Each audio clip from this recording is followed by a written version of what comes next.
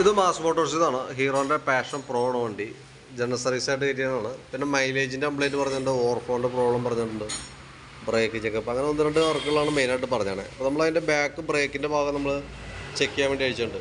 Break liner നമുക്കിത് പരമാവധി ഓടിച്ച് തീർക്കാൻ പറ്റാത്തൊരു കണ്ടീഷനിലാണ്. പറയാൻ കാരണം എന്ന് വെച്ചാൽ നമ്മൾ ഇത് ക്യാമൊക്കെ ഒരു മില്ലിങ്ങൊക്കെ തിരിച്ചിട്ടാണ് ഉപയോഗിച്ചുകൊണ്ടിരിക്കുക. അതിൻ്റെ മെയിനായിട്ടുള്ള റീസൺ എന്ന് പറഞ്ഞാൽ ഈ ഹബിനകത്ത് നല്ല രീതിയിൽ തേമാനമുണ്ട്. അപ്പോൾ നമ്മളൊരു പ്രാവശ്യം ഇത് പോളിഷ് ചെയ്തിട്ടുണ്ട്.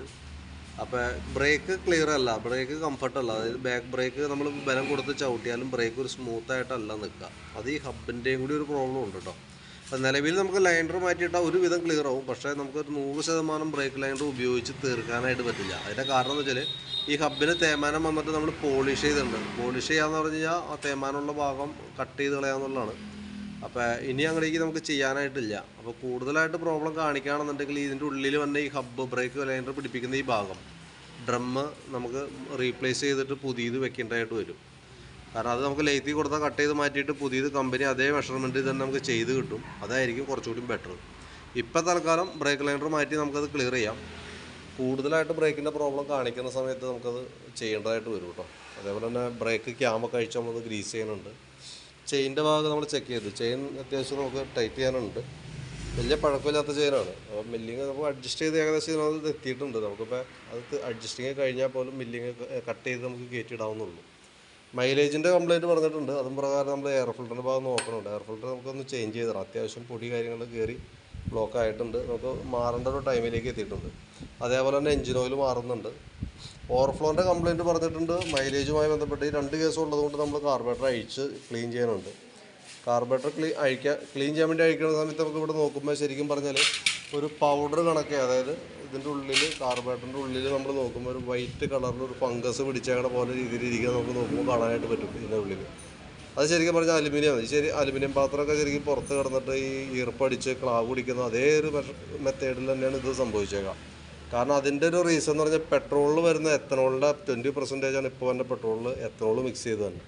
അത് BS6 മോഡൽ വണ്ടികൾക്ക് ഗുണകരമാണെങ്കിലും നമ്മുടെ ഈ കാർബറേറ്റർ മോഡൽ വണ്ടികൾക്ക് അത് വലിയ പ്രോബ്ലംസ് ഉണ്ടാക്കി വയ്ക്കുന്നുണ്ട്. കാരണം അതിപ്പോൾ നിത്യേന നമ്മൾ ഓരോ കംപ്ലയിൻസുകൾ ഇപ്പോൾ നമ്മൾ ചെയ്തുകൊണ്ടിരിക്കുകയാണ്.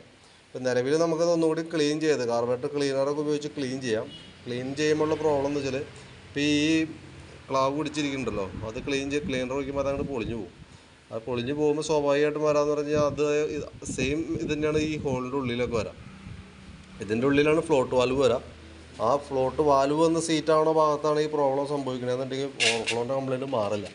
അതേപോലെ തന്നെ എയർ ട്യൂണിങ് വന്ന ഭാഗത്താണ് സംഭവിക്കണമെന്നുണ്ടെങ്കിൽ ഒരു കാരണവശാലും മൈലേജുമായി ബന്ധപ്പെട്ട് കറക്റ്റ് ട്യൂണിങ്ങിൽ വണ്ടി നിൽക്കില്ല. അതാണ് അതിൻ്റെ ഒരു സൈഡ് എഫക്റ്റ് ആയിട്ടുള്ളത്. എന്തായാലും നമുക്ക് ക്ലീൻ ചെയ്യാണ്ട് മാർഗ്ഗമില്ല, ക്ലീൻ ചെയ്ത് കയറ്റാം. ഓവർഫ്ലോൻ്റെ കംപ്ലയിൻറ്റ് കാണിക്കോ, തീരെ മൈലേജ് കുറയോ, മിസ്സിങ് കാണിക്കോ എന്തെങ്കിലും ചെയ്യുകയാണെങ്കിൽ കാർബറേറ്റർ അസംബ്ലി പാടി മാറ്റി വയ്ക്കാനാണ് പറ്റുള്ളൂ കേട്ടോ. അതേപോലെ ഫ്രണ്ട് ബ്രേക്കിൻ്റെ ഭാഗം നമ്മൾ അഴിച്ചു. ബ്രേക്ക് ലൈനർ പുതിയ ലൈനർ കിടക്കണേ, ഒന്ന് ക്ലീൻ ചെയ്ത് കയറ്റിയിട്ടാൽ മതി, വേറെ കുഴപ്പമൊന്നുമില്ല. ബ്രേക്ക് ഫ്രണ്ടിലത്തെ ആയാലും ടയറൊക്കെ പുതിയ ടയറാണ്, MRFൻ്റെ നല്ല ടയർ കിടക്കണേ.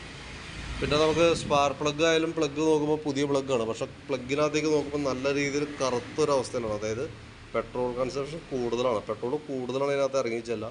ആ ഫുള്ള് പെട്രോൾ കത്താനായിട്ടുള്ള ഇതും കിട്ടുന്നില്ല അതിനകത്ത്. പെട്രോളിൻ്റെ അളവ് കൂടുതലായിട്ടാണ് കാണുന്നത് കേട്ടോ. അപ്പോൾ പ്ലഗ് നമുക്കത് ക്ലീൻ ചെയ്തിട്ടാൽ മതി. അതിനുശേഷം ഒന്ന് ട്യൂണിങ് കാർബറേറ്ററൊക്കെ ക്ലീൻ ചെയ്യണ്ടല്ലോ. എയർ ഫിൽറ്റർ മാറ്റി കാർബറേറ്റർ ക്ലീൻ ചെയ്ത് ട്യൂണിങ് ചെയ്യുമ്പോൾ വ്യത്യാസം വരും എന്ന് വേണം നമുക്ക് വിചാരിക്കാനായിട്ട്. അതല്ലെങ്കിൽ നമുക്ക് പിന്നെ ആ കാർബറേറ്റർ കൊണ്ടുനടക്കുന്നതിൽ കഥയില്ല. കാരണം നമുക്ക് മൈലേജും കിട്ടുന്നില്ല. ഇതേപോലുള്ള പ്രോബ്ലംസ് ഉണ്ടെന്നുണ്ടെങ്കിൽ കാർബറേറ്റർ മാറ്റി വയ്ക്കുന്നതായിരിക്കും കുറേ കൂടി ബെറ്റർ. ബാറ്ററി ഇതും ഇരിക്കുന്ന ബാറ്ററി എക്സൈഡിൻ്റെ ബാറ്ററിയാണ്. നമ്മൾ അതും കൂടി ഒന്ന് ചെക്ക് ചെയ്ത് പോകുന്നുണ്ട്. വോൾട്ട് നോക്കുമ്പോൾ നമുക്ക് 12.80 റേഞ്ചിൽ വോൾട്ട് കാണിക്കുന്നുണ്ട്. ബാറ്ററി നമ്മൾ ടെസ്റ്റിലേക്ക് കൊടുക്കുമ്പോൾ അതിനകത്ത് വാല്യൂസായിട്ട് കാണിക്കുന്ന കംപ്ലൈൻറ്റാണ് കാണിക്കുക. ബാറ്ററി വോൾട്ട് ഉണ്ടെങ്കിലും കൃത്യമായിട്ടുള്ള ആംപിയർ ഇല്ല. അതാണ് ബാറ്ററിയുടെ കംപ്ലയിൻറ്റ്. ഇപ്പോൾ സെൽഫൊക്കെ വർക്ക് ചെയ്യേണ്ടെങ്കിലും തൊട്ടടുത്ത് തന്നെ നമുക്ക് സെൽഫിൻ്റെ കംപ്ലയിൻ്റൊക്കെ കാണിക്കാനായിട്ട് സാധ്യതയുണ്ട്. കാരണം ഓൾറെഡി ടെസ്റ്റിൽ ബാറ്ററി ഫെയിൽഡായിട്ടാണ് കാണിക്കുന്നത് കേട്ടോ. അപ്പോൾ നിലവിൽ നമുക്കിപ്പോൾ അത്യാവശ്യം ജനറൽ സർവീസുമായി ബന്ധപ്പെട്ട വർക്കുകളാണ്. അപ്പോൾ ഞാൻ അതിൻ്റെ ഏകദേശം ഒരു എസ്റ്റിമേറ്റ് നോക്കിയിട്ട് അതിൻ്റെ ഡീറ്റെയിൽസ് വാട്സപ്പിലേക്ക് ഇടാം. ജനറൽ സർവീസിന് വരാത്ത കംപ്ലയിൻറ്റ് അതിന് പുറമെ വന്നത് കാർബറേറ്റർ ക്ലീനിങ് മാത്രമേ നമുക്കുള്ളൂ. കാർബറേറ്റർ ക്ലീനിങ്ങിൻ്റെയും വരും. അതേപോലെ തന്നെ കാർബറേറ്റർ ക്ലീനർ ഉപയോഗിക്കുന്നത്, അത് സ്പ്രേ ആണ്. ആ സ്പ്രേ ഉപയോഗിച്ച് ക്ലീൻ ചെയ്യുമ്പോൾ ആ സ്പ്രേയുടെ ചാർജും നമുക്ക് വരും. അപ്പോൾ ഞാൻ അതിൻ്റെ ഏകദേശം ഒരു എസ്റ്റിമേറ്റ് നോക്കിയിട്ട് ഡീറ്റെയിൽസ് വാട്സാപ്പിലേക്ക് ഒന്ന് സെൻഡ് ചെയ്തിട്ടേക്കാം. പിന്നെ ബാക്കിൽ ഈ ടൈലൈറ്റിൻ്റെ ഉള്ളിൽ ബൾബ് കംപ്ലയിൻറ്റ് വന്നിട്ടുണ്ട് കേട്ടോ. അതും തെളിയുന്നില്ല. അപ്പോൾ അതും കൂടി ഒന്ന് മാറ്റിയിട്ടായി. ഓക്കെ, ഡീറ്റെയിൽസ് വാട്സാപ്പിൽ തരാം, നോക്കിയിട്ടൊന്ന് റിപ്ലൈ ഇട്ടാം.